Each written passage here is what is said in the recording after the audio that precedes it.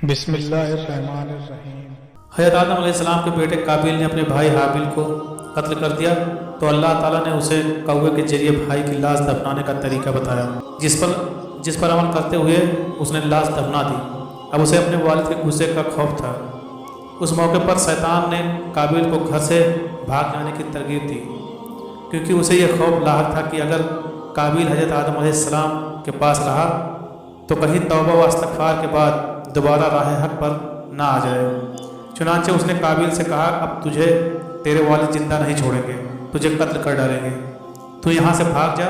قابیل کو تو پہلے ہی اس بات کا خوف تھا، لہٰذا وہ یمن فرار ہو گیا، جہاں اس نے سکونت اختیار کی اور بعض ازاں اس نے شادیاں بھی کی جن سے اولادیں کثیر پیدا ہوئیں۔ قابیل نے اپنے والد کے دین حق سے بغاوت کر کے پہلے آتش پرستی شروع کی، پھر شیطان نے اسے پتھر سے بت بنانے کا طریقہ سکھا دیا۔ یوں قابیل اور اس کی اولاد نے ایک اللہ کو چھوڑ کر بت پرستی شروع کر دی۔ دنیا میں قتل و غارت، حسد و فساد اور بت پرستی کی بنیاد قابیل ہی نے رکھی۔ جب حضرت آدم علیہ السلام کو پتہ چلا کہ بھائی نے بھائی کا قتل کر دیا تھا، حابیل ایک بہت ہی نیک اور خدا تراس لڑکا تھا، اس لیے حضرت آدم علیہ السلام کو حابیل کی موت کا بہت ہی دکھ ہوا۔ حابیل پر حضرت آدم علیہ السلام کو پورا بھروسہ تھا کہ یہ بیٹا اللہ تعالیٰ کے دین کو آگے بڑھائے گا۔ بہت سے روایت میں ہے کہ حابیل کی شہادت اس لیے ہوئی تھی کہ قابیل کو اس بات کے بارے میں مکمل طور پر علم تھا کہ حضرت آدم علیہ السلام کے وصال کے بعد حابیل ہی والد کا خلیفہ ہوگا۔ اس حسد کی وجہ سے قابیل کے ہاتھوں ہی بھائی کا قتل کروا دیا گیا۔ حابیل کے مرنے کے بعد حضرت آدم علیہ السلام اور حضرت اماں ہوا بہت ہی اداس رہا کرتے تھے۔ ماں اور باپ بیٹے کو یاد کر کے کئی دن تک روتے رہتے تھے۔ حضرت آدم علیہ السلام رب کائنات سے دعا کرتے تھے، یا اللہ تعالیٰ مجھے ایسی اولاد عطا فرما کہ جو تیرے دین کو پھیلانے میں میری مدد کرے۔ اللہ تعالیٰ نے حضرت آدم علیہ السلام کی دعا کو قبول کرتے ہوئے ایک بیٹے سے نوازا جو بہت ہی نیک اور پرہیزگار تھا۔ اس کا نام سیس علیہ السلام رکھا گیا۔ اس لڑکے کے جنم پر حضرت اماں حوا اور حضرت آدم علیہ السلام بہت ہی خوش تھے۔ حضرت سیس علیہ السلام جب پیدا ہوئے تو حضرت آدم کی عمر 103 سال کے قریب ہو گئی۔ سیس کے عربی زبان میں معنی آتی ہے خداوندی کے ہیں کہ اللہ تعالیٰ کی طرف سے عطا کیا گیا خوبصورت تحفہ۔ حضرت سیس علیہ السلام شکل و صورت اور سیرت کے لحاظ سے اپنے باپ سے بہت ہی ملتے تھے۔ حضرت سیس علیہ السلام سے حضرت آدم علیہ السلام اور حضرت حوا علیہ السلام بہت ہی محبت کرتے تھے۔ اللہ تعالیٰ کی طرف سے حضرت آدم علیہ السلام کو حکم ہو چکا تھا کہ سیس علیہ السلام بڑا ہو کر بہت ہی نیک اور والد کے نقش قدم پر چلیں گے، اس لیے حضرت آدم علیہ السلام جہاں بھی چاہتے تھے حضرت سیس علیہ السلام کو اپنے ساتھ رکھتے تھے۔ حضرت آدم علیہ السلام نے اپنے بیٹے کی تربیت اس طرح سے کی کہ سب کو بڑا ہوا تو اس کو ہر برا اور اچھا کام کی پہچان ہو چکی تھی۔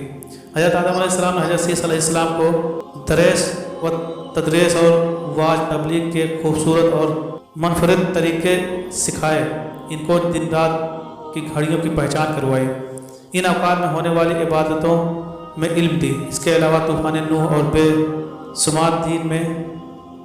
بے شمار دنیا میں ہونے والے علم کے بارے میں جیسے جیسے حضرت آدم علیہ السلام کو حکم ہوتا تھا وہ ساتھ ساتھ اپنے بیٹے کے علم میں اضافہ کرتے جاتے تھے۔ حضرت اماں حوا اور حضرت آدم علیہ السلام کو اپنے بیٹے حضرت سیس علیہ السلام پر بہت ہی فخر اور ناز تھا، کیونکہ حضرت آدم علیہ السلام کا ایک بیٹا قتل ہو گیا تھا، دوسرے شیطان کے ہاتھوں گمراہ ہو گیا تھا، اس لیے اب حضرت آدم علیہ السلام کو حضرت سیس علیہ السلام پر ہی بہتری کی توقع تھی۔ جب خلافت کا وقت آیا تو حضرت سیس علیہ السلام کو حضرت آدم علیہ السلام نے اپنا خلیفہ بنایا۔ جب حضرت آدم علیہ السلام کی عمر 960 سال ہوئی تو آپ علیہ وسلم کا انتقال ہو گیا تھا۔ حضرت سیس علیہ السلام نے حضرت جبرائیل علیہ السلام کے بتائے ہوئے طریقے کے مطابق اپنے والد کی تدفین کی۔ حضرت آدم علیہ السلام کی وفات کے بعد حضرت سیس علیہ السلام کو اللہ پاک نے نبوت کے عجیب منصب سے فیض یاب فرمایا اور بے شمار اولاد سے نوازا تھا۔ حضرت سیس علیہ السلام کی اولاد بہت زیادہ نیک اور اپنے والد کے ساتھ تبلیغ کرنے میں حامی و مددگار بھی ثابت ہوئی۔ وہ ہر وقت اپنے والد کے ساتھ نیک کاموں میں مصروف رہتی تھی۔ روایت میں آتا ہے کہ اللہ تعالیٰ نے اپنے تمام پیغمبروں پر 100 صحیفے اور 4 کتابیں نازل فرمائی ہیں۔ ان 100 صحیفوں میں سے 50 صحیفے حضرت سیس علیہ السلام پر نازل کیے گئے تھے، کیونکہ قرآن پاک میں جن 25 انبیاء کرام کا ذکر کیا گیا ہے ان میں حضرت سیس علیہ السلام کا نام شامل نہیں ہے، لیکن حدیثوں میں ان کے نبی ہونے کے ساتھ ساتھ صحیفے نازل ہونے کا بھی ذکر ملتا ہے۔ حضرت سیس علیہ السلام سے حضرت سیس علیہ السلام نے ساری زندگی اللہ تعالیٰ کی رضا حاصل کرنے کے لیے ہی بسر کر دی۔ عمر کے آخری حصے میں عمر زیادہ ہونے کی وجہ سے گوشہ نشین ہو چکے تھے، لیکن آپ علیہ السلام کی اولاد آپ کے کام کو آگے بڑھاتی رہی۔ حضرت سیس علیہ السلام اپنے بھائی کے کفر و شرک میں مبتلا ہونے اور شیطان کے سکنجے میں آنے سے بڑے بڑے فکر مند رہتے تھے کہ میرا بھائی شیطان کے پیروکار کیوں بن گیا ہے۔ اس کو اللہ تعالیٰ کی عبادت کرنے اور ان کو نیک عمل کرنے کے طرف لانے کے لیے حضرت ہر وقت کوششیں کرتے رہتے تھے، جس نے اپنے باپ آدم علیہ السلام اور قابیل کی شکل کے بت بنا کر اس کی پوجا کرنا شروع کر دی تھی۔ روایت میں ہے کہ دنیا کے تمام انسان نبی آدم حضرت سیس علیہ السلام کی ہی اولاد ہیں، کیونکہ حابیل تو اپنے بھائی قابیل کے ہاتھوں 20 سال کی عمر میں ہی قتل کر دیے تھے۔ انہوں نے کوئی اولاد بھی نہ تھی، جبکہ دوسرے بیٹے کا بھی قابیل کی اولاد شیطان کے پیروکار اللہ تعالیٰ کی نافرمان اور کفر پر گامزن تھی۔ اس کو طوفان نوح میں تباہ برباد کر دیا تھا۔ حضرت سیس علیہ السلام لوگوں کو نصیحت کیا کرتے تھے کہ اچھا انسان وہ ہے جو اللہ تعالیٰ کی عبادت کرتا ہے، اللہ تعالیٰ کو ایک مانتا ہے، اپنے بادشاہ کے اصولوں پر عمل کرتا ہو، کفر اور شرک سے دور رہتا ہو، رشتہ داروں اور ہمسایوں کے حقوق ادا کرتا ہو، غریبوں کی مدد کرتا ہو، غصے پر قابو رکھتا ہو، لوگوں کے دکھ اور درد میں شامل ہوتا ہو، مصیبت کے وقت صبر اور تحمل سے کام لیا ہو، اللہ تعالیٰ کی نعمتوں کا شکر ادا کرتا ہو۔ روایت میں ہے کہ حضرت آدم علیہ السلام کو وصال کا وقت پاس آیا تو انہوں نے اپنے بیٹے حضرت سیس علیہ السلام کو اپنے پاس بلا کر بیٹھا لیا۔ اس کو نصیحت فرمائی کہ تم میرے وصال کے بعد میرے جانشین مقرر ہو جاؤ گے، تم تقوی اختیار کرو، تم ہر وقت اللہ تعالیٰ کا ذکر کیا کرتے رہو، اللہ تعالیٰ کے آخری نبی حضرت محمد صلی اللہ علیہ وسلم پر درود و سلام پڑھتے رہا کرو، کیونکہ جب میرے جسم میں جان بھی نہیں ڈالی گئی تھی تو میں نے عرش پر حضرت محمد مصطفیٰ صلی اللہ علیہ وسلم کا نام لکھا ہوا دیکھا تھا۔ جب میرے جسم میں جان ڈال کر مجھے جنت کا چکر لگوایا گیا، وہ میں نے بے شمار جگہوں پر اللہ تعالیٰ کے آخری نبی حضرت محمد صلی اللہ علیہ وسلم کا نام لکھا ہوا دیکھا تھا۔ میرے بیٹے تم بھی حضرت محمد صلی اللہ علیہ وسلم کا کثرت کے ساتھ ذکر کیا کرو۔ قصاص الانبیاء میں علامہ ابن کثیر تحریر فرماتے ہیں کہ جب حضرت سیس علیہ السلام کی وفات کا وقت قریب آیا تو انہوں نے بھی اپنے فرزند انوس کو معاملات سپرد کر دیے۔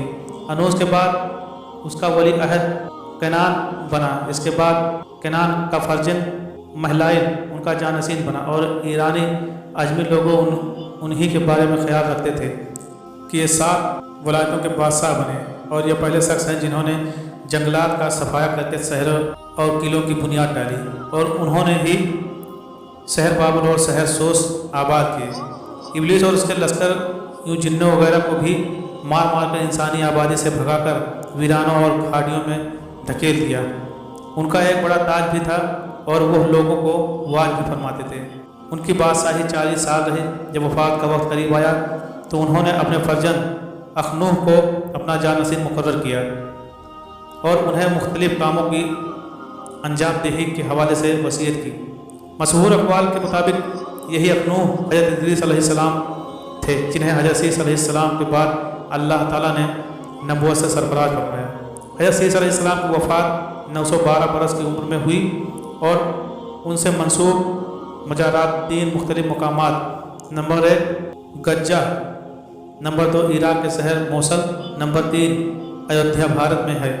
ان تینوں میں سے کسی میں حضرت سیس علیہ السلام مدفون ہوئے ہیں، یہ اللہ تعالیٰ ہی بہتر جانتا ہے۔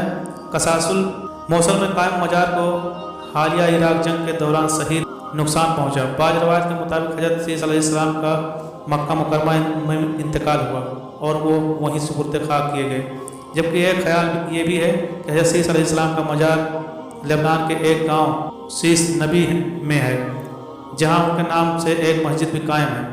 13ویں صدی عیسوی اور بعد میں آنے والے عرب جغرافیوں دانوں کی روایت کے مطابق حضرت سیس علیہ السلام کا مزار فلسطین کے شہر رملہ کے شمالی مشرقی میں واقع ایک گاؤں میں ہے۔ وصیت میں تھا۔